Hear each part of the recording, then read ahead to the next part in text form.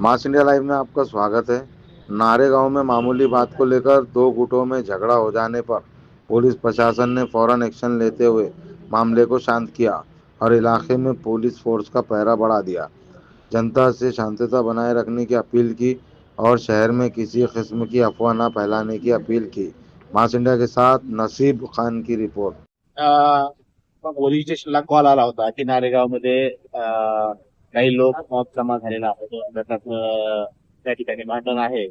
त्यावरून तात्काळ आमचे पोलीस स्टेशनचे अधिकारी स्टाफ वरिष्ठ अधिकारी स्ट्रायकिंग त्या ठिकाणी पोहोचलेले आहे. मॉब डिस्पर्स केलेला आहे. त्याच्यामध्ये आम्ही कायदेशीर कारवाई करून गुन्हा दाखल करण्याची प्रक्रिया करत आहोत. कोण जखमी आहे? किती लोक जखमी आहेत? नाही, आता त्याबाबत आमचा अधिक पोलीस चौकशी सुरू आहे. या ठिकाणी सध्या आम्ही परिस्थिती हाताळलेली आहे. परिस्थिती नियंत्रणामध्ये आहे.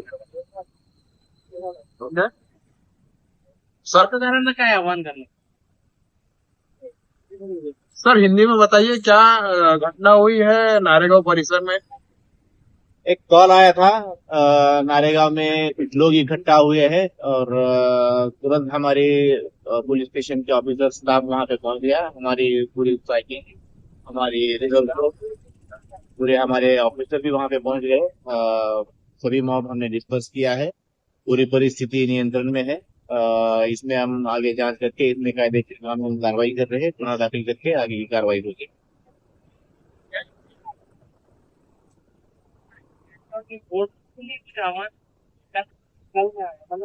सभी वोटर्स को मैं ये अपील करता हूँ कि पीसफुली इलेक्शन कंडक्ट करने में पुलिस पूरी तरह से तैयार है, सक्षम है. तो ज्यादा से ज्यादा लोग बाहर आके वोटिंग करें और ये इलेक्शन प्रोसेस पूरी शांतता से हो जाए.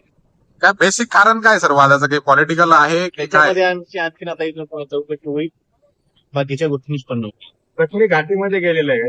आपल्याकडे पोलिसांकडे आणखी जखमी कोण आहे त्याची माहिती नाही. नाही नाही, आता सध्या घटनास्थळावरची परिस्थिती नियंत्रणामध्ये आणलेली आहे. बाकीच्या ज्या गोष्टी आहेत त्या आता इथून पुढे आपली चौकशी होती, ती कारवाई होईल.